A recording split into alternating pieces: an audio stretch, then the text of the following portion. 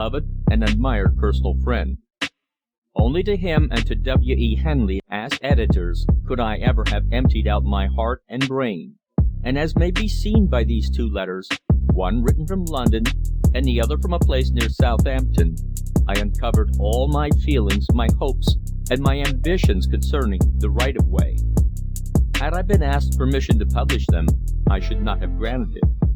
I may wear my heart upon my sleeve for my friend, but not for the universe. The most scathing thing ever said in literature was said by Robert Buchanan of Dante Gabriel Rossetti's verses. He has wheeled his nuptial bed into the street.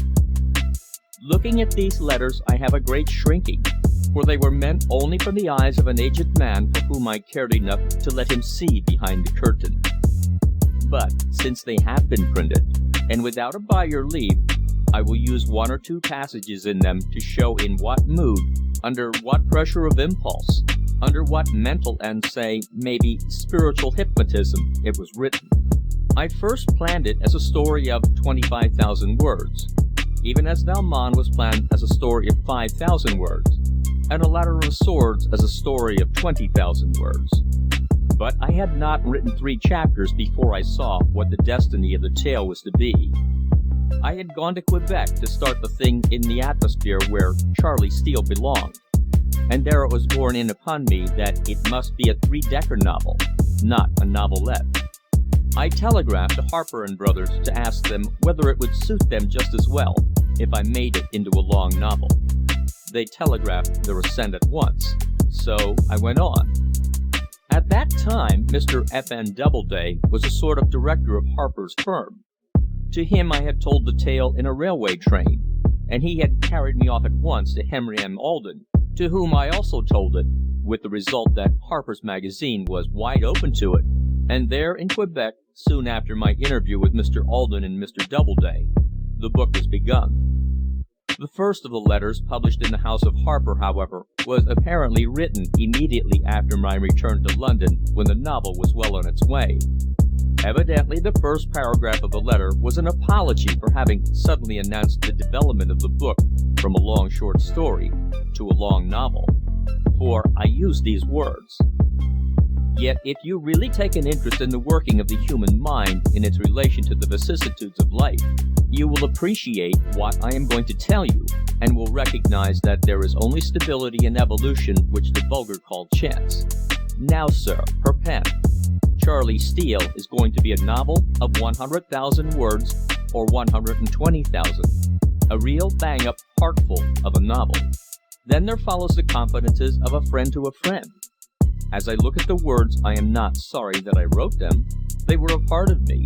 They were the inveterate truth, but I would not willingly have uncovered my inner self to any except the man to whom the words were written. But here is what I wrote. I am a bit of a fool over this book. It catches me at every tender corner of my nature. It has aroused all the old ardent dreams of my youth and springtime puissance. I cannot lay it down, and I cannot shorten it, for story, character, soul and reflection, imagination, observation are dragging me along after them.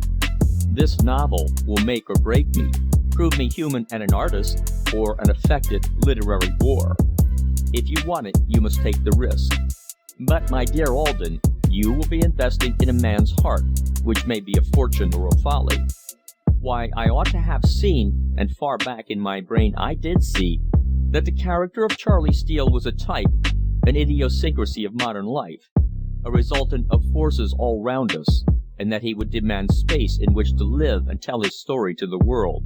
And behold with what joy I follow him, not only lovingly, but sternly and severely, noting him down as he really is, condoning naught, forgiving naught, but above all else, understanding him, his willful mystification of the world, his shameless disdain of it, but the old law of interrogation, of sad yet eager inquiry and wonder, and non possumus with him to the end.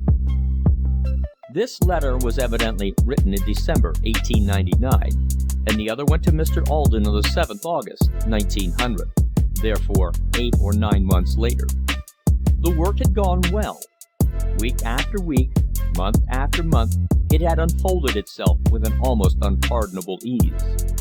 Evidently, the very ease with which the book was written troubled me, because I find that in this letter of the 7th August, 1900, to Mr. Alden, I used these words: "A kind of terror has seized me, and instead of sending a dozen more chapters to you as I proposed to do, I am setting to break this love story anew under the stones of my most exacting criticism and troubled regard. I go to bury myself at a solitary little seaside place. It was Marblethorpe in Lincolnshire, there to live alone with Rosalie and Charlie, and if I do not know them hereafter, never ask me to write for Harper's again. This book has been written out of something vital in me. I do not mean the religious part of it.